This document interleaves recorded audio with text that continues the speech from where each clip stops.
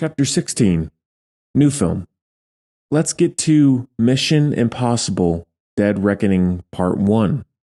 This one is directed by Christopher McQuarrie, stars Tom Cruise, Haley Atwell, Ving Rhames, Simon Pegg, Rebecca Ferguson, Vanessa Kirby, and many others.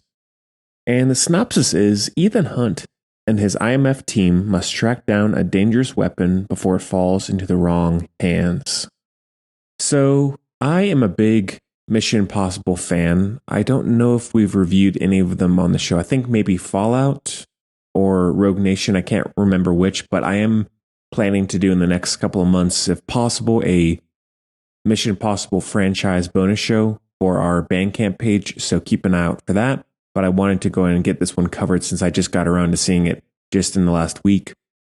I thought the movie was quite good, and for being the seventh film in an action franchise that is intentionally over the top, it's pretty darn good. Like, I don't think it's a masterpiece. I think that it, considering it is only part one, it is too long. I don't think it needs to be 2 hours and 40 minutes. And I think that there are parts in the middle that become a little too, not ridiculous because the plots are always a little absurd, but gets a little too self-serious at times for my liking of this sort of franchise. But Tom Cruise is a madman, as anyone who watches his movies should know. Like, his stunts, his dedication to doing these movies, and the physicality of it all is crazy. The big one from this movie is the riding off the mountainside on the motorcycle and then parachuting down. That's crazy. The car chase through the city, the airport sequence, like the creativity, both on Tom Cruise's part and his dedication, but also the direction by Christopher McQuarrie, who is fantastic.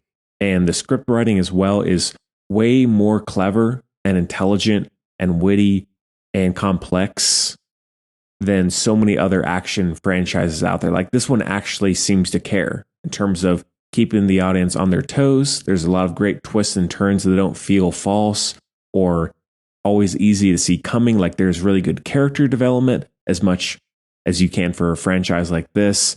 Every performance is excellent. I think Haley Atwell, who I did not know going into this that she was in it, she's a great addition to the series. Rebecca Ferguson is awesome. It's a very, very good movie. And I think that since they kind of rebooted it with Ghost Protocol, most of them are at about the same level. I think they all have their own strengths and weaknesses.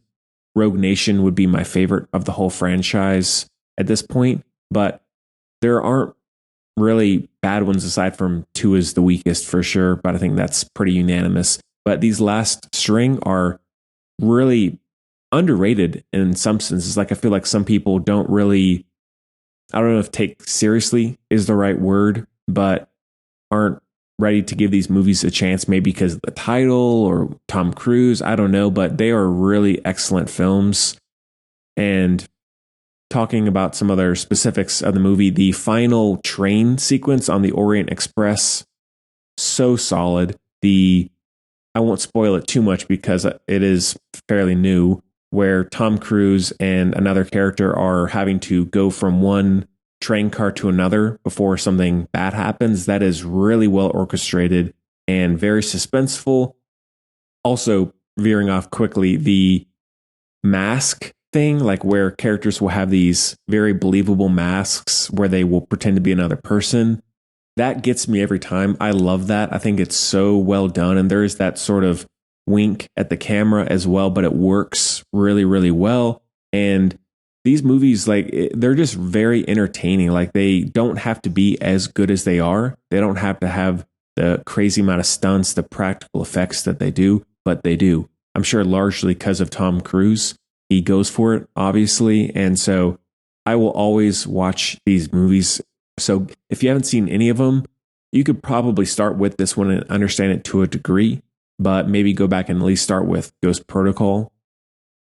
Besides that, great score, as always. Love Vanessa Kirby. The desert sequence with Tom Cruise and Rebecca Ferguson, love that part. Visually, the movie is excellent. Like, Christopher McQuarrie he's not some visually astounding director. He's not a Terrence Malick, but he has a very, very solid basis for storytelling, for strong, clear, good visuals. So he's also a very underrated part of the action movie world. And one last thing, the fact that this is part one, I don't love that in movies for the most part. I don't hate it, but I feel like I am curious to see part two and how it all feeds together, because that could make this one even better.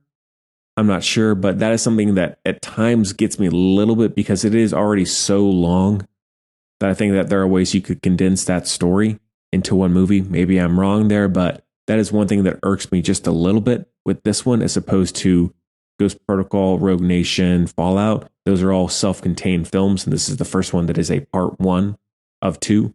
But not a big deal, just a little thing that irked me when I was watching it. So that one is a 4 out of 5.